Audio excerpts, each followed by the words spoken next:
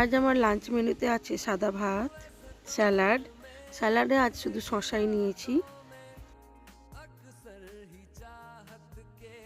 আলু ভাতেটা আজকে তেল লঙ্কা শুকনো লঙ্কা ভেজে মাখানো হয়েছে লাল করে।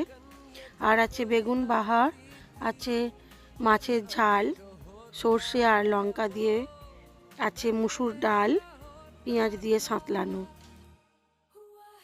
আর আছে রসুনের আচার, টক ঝাল মিষ্টি। আজ এইটুকুই।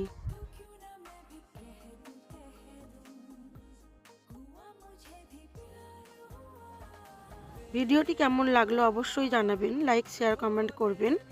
সবাই ভালো থাকবেন, সুস্থ থাকবেন, নিজেদের খেয়াল রাখবেন।